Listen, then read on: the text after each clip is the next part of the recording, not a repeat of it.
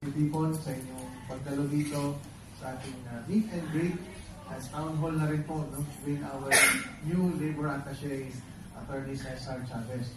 So isa pong malaking bagay para sa amin ang kayo ay mapunta rito, magpakita ng suporta. Alam naman natin na ang ating Filipino community sa Hong Kong ay very supportive po sa Consulate General. Through the years, matagal ng panahon na akibat po ng ating konsulado ang ating komunidad dito sa Hong Kong. Kaya maraming salamat po sa inyo lahat. So, through thick and thin, nga parang sa buhay mag-asawa. Through thick and thin, tayo nagkasama. Bago po ako dumating, yung mga nauna pa sa atin na Consul General, mga itong labor attaché po na nauna rito rin.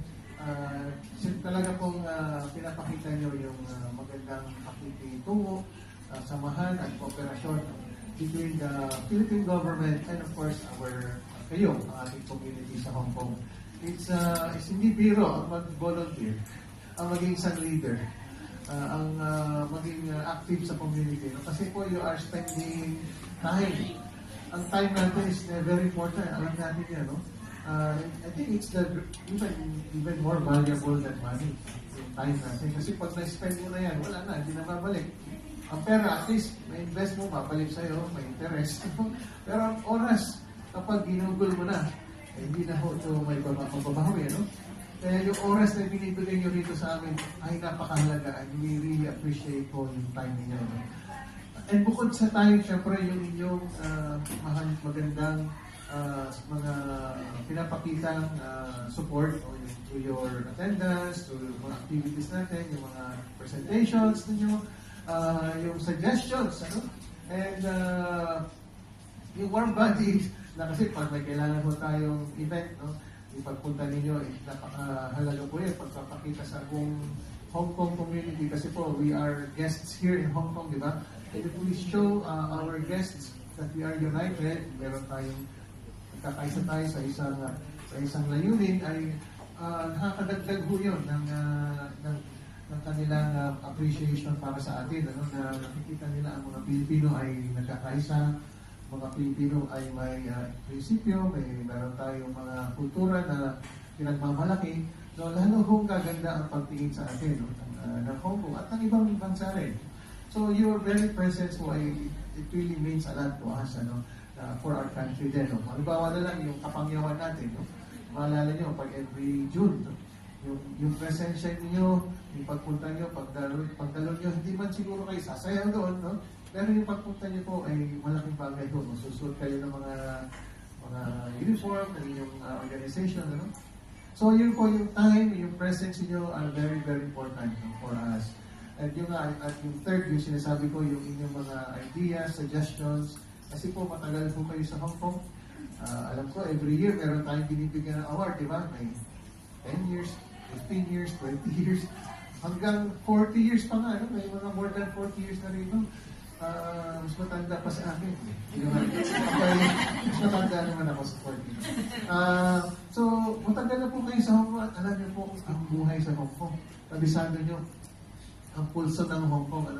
At paano tayo makakatulong ng mas mabuti para sa ating mga kababayan. Kaya itong town hall na ito ay isang opportunity po para marinig ulit namin kayo dahil may bago tayong labor attaché.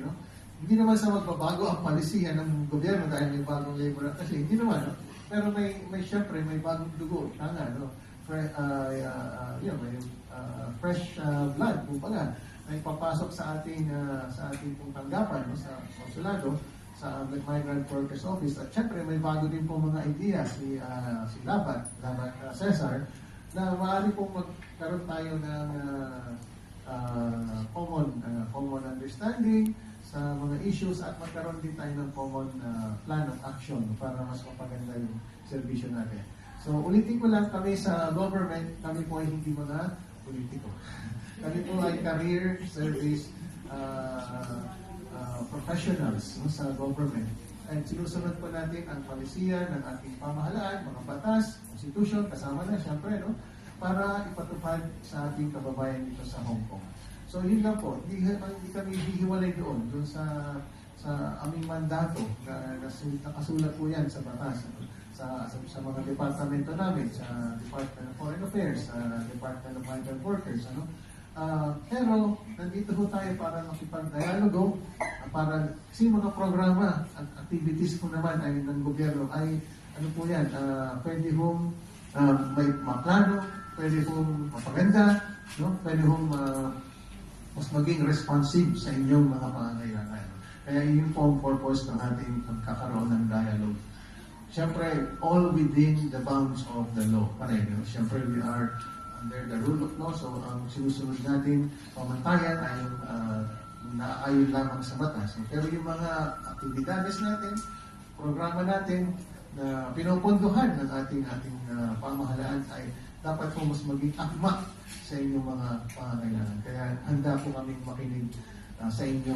So sa araw na ito, we are looking forward to a very lively and energetic and of course participative discussion sa pagpapakilala po sa ating bagong labor attaché. So let's all welcome him with open arms and open hearts.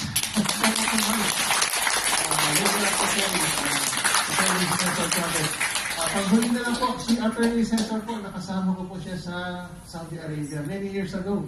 Kaya I can personally attest kung gaano po siya kahusay, kasipag, kagaling sa kanyang tungkulin no, bilang labor attaché. At the time, welfare officer po siya noon. No? Pero sa kanyang pong pinakitang galing, siya po ay naging labor attaché sa Kuwait, tapos sa Taiwan, ngayon na po dito sa Hong Kong. So thank you so much po sa inyong time and your presence. Thank you.